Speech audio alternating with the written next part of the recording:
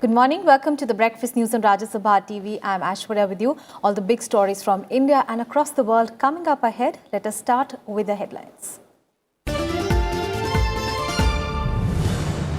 Anti-India rhetoric and incitement to violence by some regional leaders not helping peace, says Prime Minister Modi in his telephonic chat with US President Donald Trump. The US President asks Pakistani Prime Minister Imran Khan not to escalate the situation.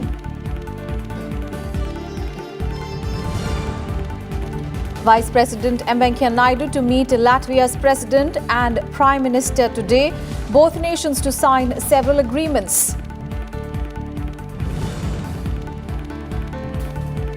Floods claim 37 lives in North India. Parts of Haryana and Punjab submerged. Locals are stranded in Uttarakhand and Himachal Pradesh. Over 10,000 evacuated in Delhi as Yamuna crosses danger mark.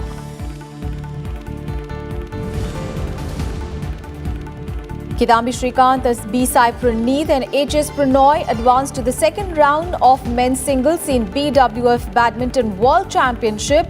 In the women's doubles event, Meghna and Purvisha also enter the second round.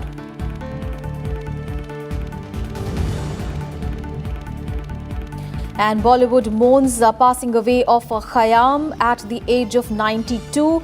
Memorable films, legendaries, compositions include films like Kabhi Kabhi and Umrao Jaan. Prime Minister Modi also pays tribute.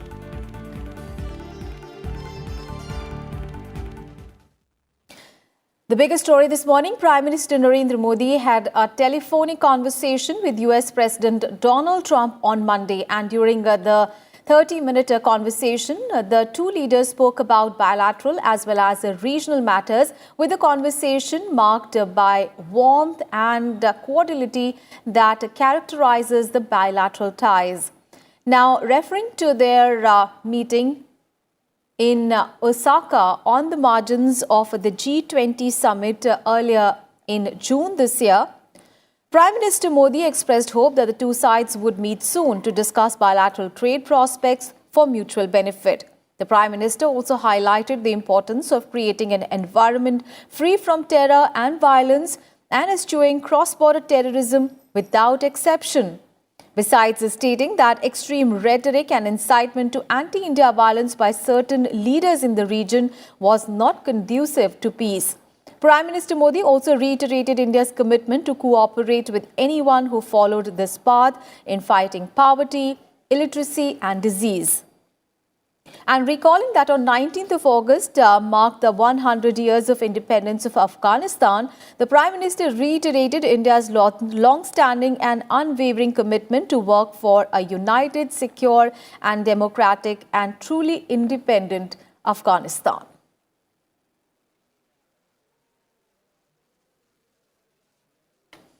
And in another development, President Donald Trump also called on Pakistani Prime Minister Imran Khan and urged him to moderate the rhetoric over India, over the situation in Jammu and Kashmir in an effort to reduce tensions.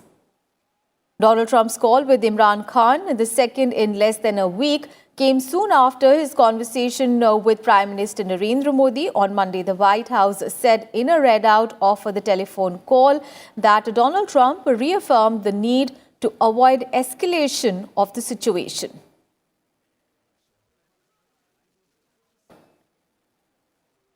All right, our colleague Akhilesh Suman is now joining us on the phone line for more updates on that story. Akhilesh, a very good morning. So a very warm and cordial telephonic conversation that Prime Minister Narendra Modi had with the US President Donald Trump. And at the same time, after speaking to PM Modi, US President Donald Trump also spoke with the Pakistan Prime Minister Imran Khan and telling him very categorically to moderate the rhetoric. Right. It is very important call in a way that when Imran Khan is making statements that, gives provocation not only inside India but also inside Pakistan. against India. So I think this is not the right time when India had taken an internal decision that how development can be increased in Jammu and Kashmir, and this is the time when Imran Khan chose to throw nuclear bombs and many other things. So in that way, there is a concern in many quarters of the world, and also at a time when Afghanistan is going towards some sort of peace negotiation, but at the same time there are again bombing in Afghanistan, and the person who is involved in the bombing is also found to be Pakistani. So in that situation, I think President Donald Trump first called Prime Minister Narendra Modi, and then he called, Pakistani Prime Minister Imran Khan. And in that way, Prime Minister Modi has told him that the cross-border terrorism is still on, and in this situation, there is no situation of talk with Pakistan. I think this is the message that had been conveyed to President Donald Trump, because India had a position that talk and terror cannot go together. But President Donald Trump also chose to talk to Imran Khan and told him to, downgrade his voice, downgrade his incitements, and also to lower his tone against India. So I think President Donald Trump is trying to, create a situation when Afghanistan negotiation can go well, and when American forces are trying to come out of Afghanistan, he doesn't want any situation in this part of the world. And that is why the whole statement that has been conveyed to us by American side also, it was talked that regional situation were talked between Prime Minister Narendra Modi and also with Pakistani Prime Minister Imran Khan. So I think this is the time when he is looking forward to peace in this region. And other than that, he also talked about trade talks between India and America. And Prime Minister conveyed that we are waiting for the ministerial level talk on trade and commerce. And I think President Donald Trump is very interested in that. So I think it is a very positive development at this point of time when Pakistan is trying to heighten the tension in the region. Aishwarya. Akhilesh, thank you so much for all those updates there. And Prime Minister Narendra Modi will embark on a two-day state visit to France this week. And during the visit beginning on Thursday, Prime Minister Modi will hold talks with the French President Emmanuel Macron to strengthen strategic ties in key sectors such as defense, nuclear energy, maritime cooperation and counter-terrorism. He will meet his French counterpart and address the Indian community at the UNESCO headquarters in Paris. He will also inaugurate a memorial for Indian victims of two tragic air crashes of Air India flights in 1950 and 1966. The Prime Minister is scheduled to attend the G7 summit, where India has been invited as a partner country. Prime Minister will be on bilateral visits to France, UAE and Bahrain, and he will also attend the G7 summit as Barrett's partner from 22 to 26th of August. Prime Minister will be visiting France at the invitation of President Macron for the 2019 G7 summit in Biarritz as Barrett's partner. Prior to that, he will be in France on a bilateral visit. The Biarritz summit is on 24th to 26th of August, and the bilateral meetings in Paris between 22nd, 23rd of August.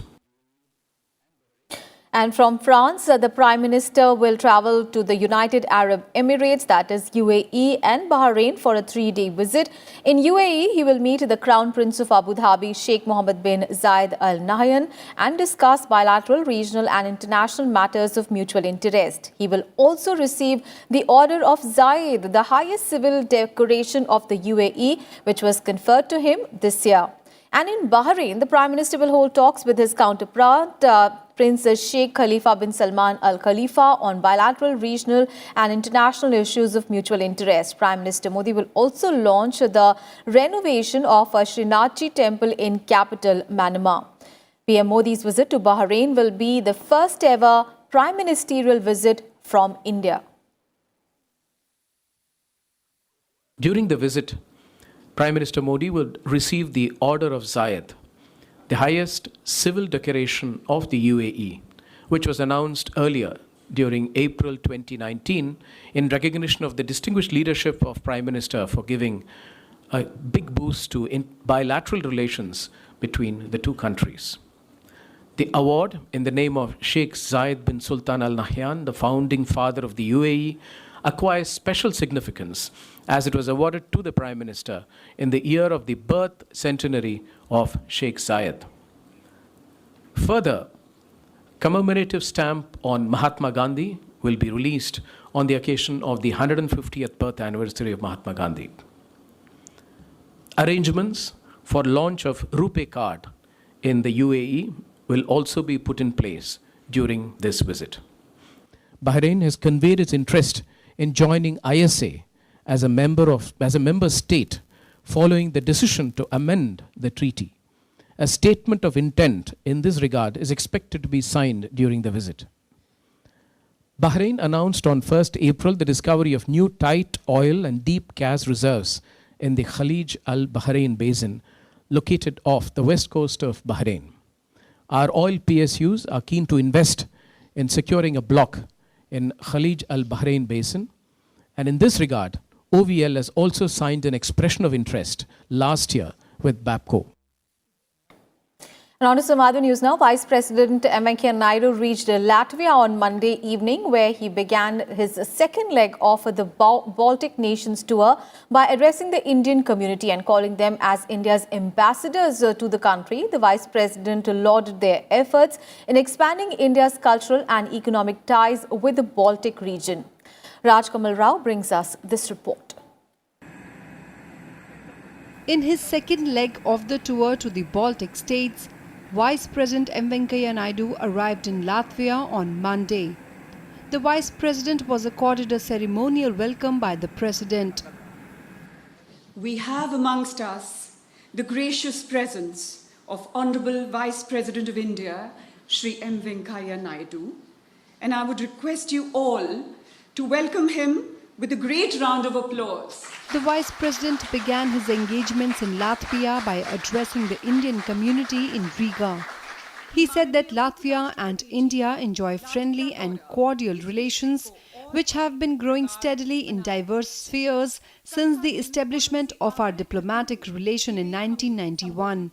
He added that India is committed to strengthening its relations with Latvia in all spheres, including business and investment, cultural and academic cooperation, and people-to-people connect. Latvia and India enjoy friendly and cordial relations. Our relations have been growing steadily in diverse spheres since the establishment of our diplomatic relations in 1991. India is committed to strengthening its relations with Latvia in all spheres, including business and investment, cultural and academic cooperation, and people-to-people connect. Outlining the rapid strides India is making in various sectors, he asked the diaspora to contribute to the growing aspirations of their motherland. He also commended the Indian community and students for carving out a niche for themselves in Latvia. You have flourished in your country of adoption by your accomplishments, and your contribution to the development of the country has been well recognized. You have been helpful in bringing foreign investments, technology, expertise, and goodwill to India. Each of you working abroad can realize your own dreams and can also contribute to the growing aspiration of your motherland. He added that Latvia and India can become important partners as the world economy progresses towards the fourth industrial revolution. As the world economy progresses towards fourth industrial revolution, where IT, high-tech, artificial intelligence, and innovations will play key roles, Latvia and India can become important partners. I see a lot of scope for India and Latvian companies to engage in new age technologies through partnership and collaboration. During his 2-day visit, Venkaiah Naidu will hold bilateral meetings with the President, Prime Minister and the acting Speaker of the Parliament. He will also unveil a bust of Mahatma Gandhi at the National Library of Latvia. Rajkamal Rao's report for Rajya Sabha TV. An External Affairs Minister S Jaishankar will hold talks with his Bangladeshi counterpart A.K. Abdul Menon today. He arrived in Dhaka on Monday on a 3-day visit to Bangladesh. Today he will begin his engagement by paying respects to Bangla Bandhu Sheikh Mujibur Rahman at the Bangla Bandhu Memorial Museum in Dhaka. And this will be followed by a meeting with the Foreign Minister of Bangladesh. And in the afternoon, he will call on the Prime Minister of Bangladesh, Sheikh Hasina. Now, this is S Jaishankar's first visit to Bangladesh after taking over charge of the External Affairs Minister. News from the states now, and Karnataka Chief Minister S Yeddyurappa will expand his cabinet with the governor administrating the oath of office to the new ministers in Raj Bhavan today. Around 17 cabinet members are likely to be inducted today. Yeddyurappa, remember, took oath as the Chief Minister on 26th of July and he proved his government's majority on the floor of the Assembly on 29th of July. Now an update on situation in Jammu and Kashmir, and after the reopening of primary schools in Srinagar district, all the middle schools across Kashmir Valley will reopen from today. Jammu and Kashmir administration also informed that the civil secretariat in Srinagar recorded 98% attendance. Meanwhile, the situation across Kashmir Valley has remained largely peaceful as no major law and order situation has been reported. And earlier on Monday, National Security Advisor Ajit Doval briefed Home Minister Amit Shah on the prevailing security situation in Jammu and Kashmir. Now, this was for the first time that the National Security Advisor met the Home Minister after his return from the Kashmir Valley, where he had stayed for about 10 days and had personally monitored the situation. Union Home Secretary Rajiv and other top officials also attended the meeting that reviewed the steps taken to maintain law and order situation in the state. And issues related to restrictions imposed in various parts of Jammu and Kashmir also figured in this meeting.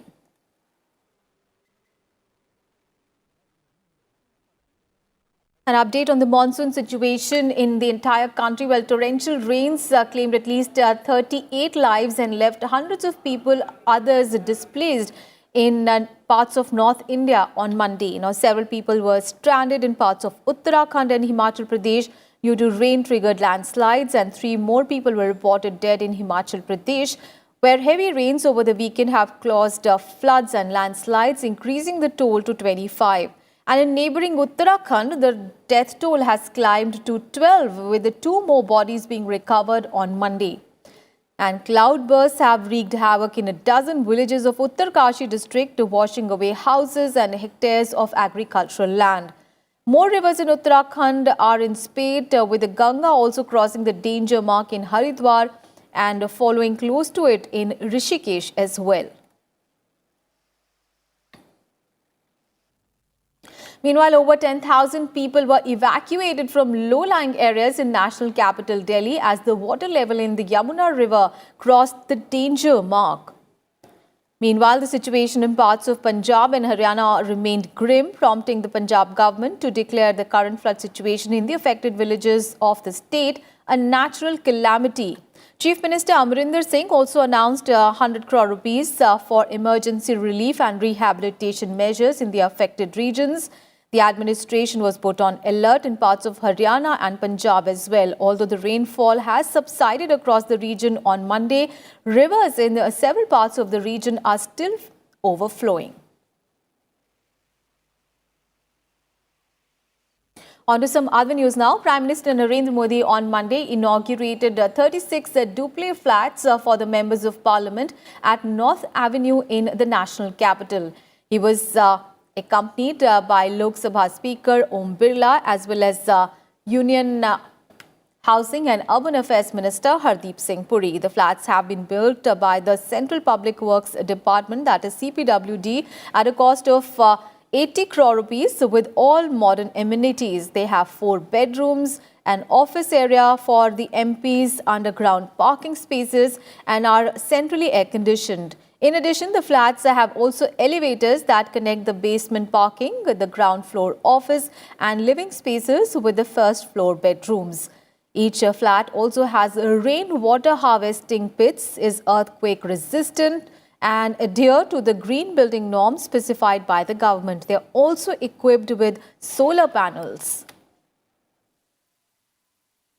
2 वर्ष का समय दिया गया था, लेकिन ये समय से पूर्व इस भवनों का निर्माण हुआ। ये परिसर सभी प्रकार की अत्याधुनिक सुविधाओं एवं तकनीकों से सुसज्जित है। इसमें माननीय संसद सदस्यों से मिलने वाले संसदीय क्षेत्र के लोगों की सुविधाओं और उनके हितों का विशेष रूप से ख्याल रखा गया है। And apart from that, inaugurating those flats, the Prime Minister also supported demands to improve the facilities at the Parliament complex, saying that the government is open to taking all necessary steps in this direction. सरकार अपने ही विभाग में इतने बढ़िया ढंग से काम करे हैं तो बाहर लोगों को आश्चर्य होता है कि अच्छा भाई, इन हाउस भी इतना बढ़िया काम होता है। आमतौर पर सरकारी काम मतलब समय से देरी से होना। लोग कितना हमेशा पूछते हैं कि भाई कितना लेट चल रहा है, कब तक हो जाएगा। हाँ कहते तो है, लेकिन कितने और समय लगाओगे। ये समय से पहले पूरा हुआ। सरकारी काम तो फिर कहते हैं कि भाई बजट तो बढ़ता ही जाएगा। ये तय किए हुए बजट से कम खर्चे में किया गया और क्वालिटी में कोई कॉम्प्रोमाइज नहीं किया गया। तो समय की बचत, धन की बचत और सुविधाओं के विषय में सतर्कता बरती गई।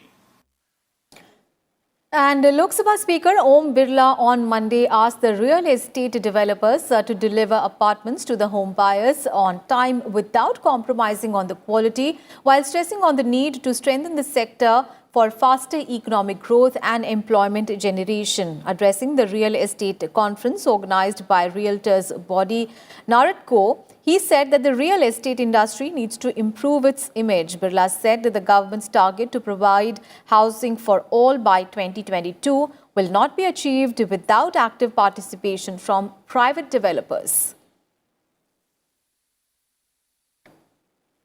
ये रियल एस्टेट सेक्टर जहां हमारे आर्थिक विकास की गति को बढ़ाने का काम भी करेगा, वहां इस देश के अंदर अगर बेरोजगारी समाप्त करनी है, स्किल हो अनस्किल्ड लेबर हो, उसको दो हाथों को काम देना है, तो सबसे बड़ी इंडस्ट्रीज इस दुनिया के अंदर है तो रियल एस्टेट इंडस्ट्रीज है। And in a significant milestone for India's moon mission, Chandrayaan-2 has entered the lunar orbit of the moon. After entering into the lunar orbit now, 4 more maneuvers are scheduled to be carried out between 21st of August and 1st of September to bring it closer to the moon's surface in the proximity of 100 kilometers of lunar orbit. Remember, Chandrayaan-2 was launched on 22nd of July by GSLV Mark III M1 launch vehicle.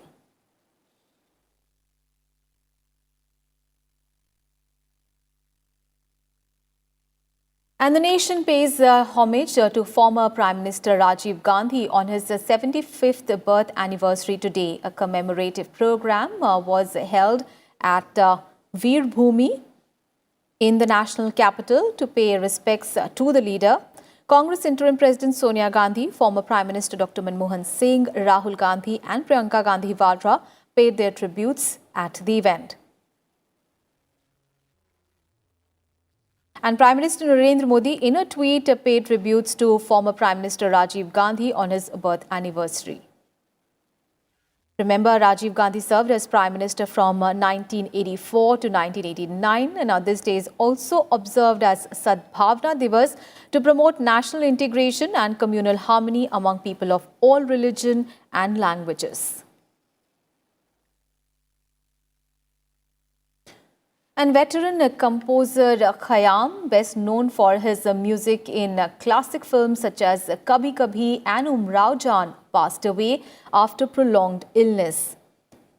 He was 92. The noted composer was admitted to the ICU at a hospital in suburban Juhu due to lung infection over 10 days ago. The musician's other notable works include films such as Trishul, Noori and Shola or Shabnam. Mohammad Zahoor Hashmi, popularly known as Khayam, was also a recipient of the Sangeet Natak Academy Award as well as Padma Bhushan.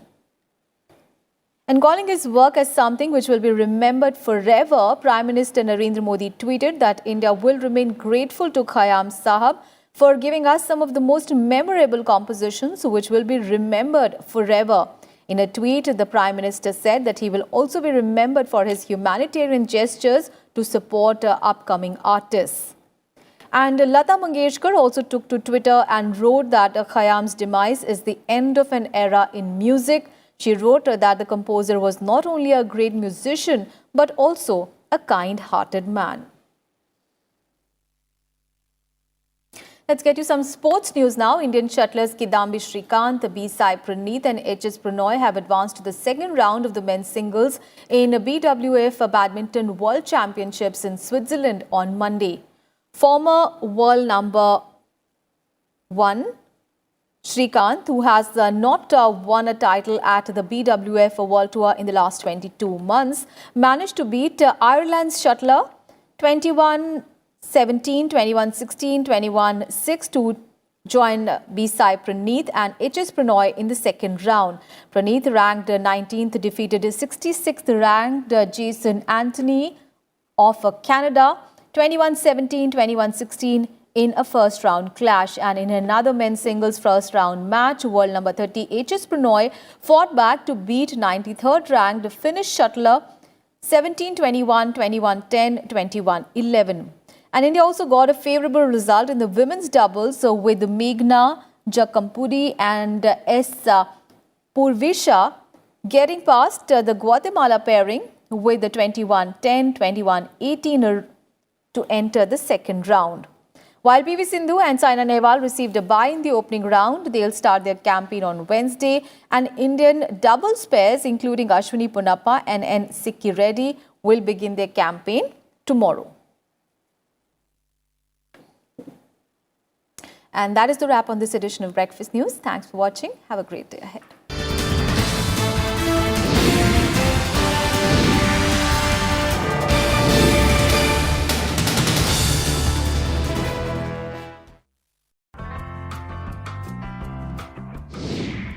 देखिए organ donation drive is I think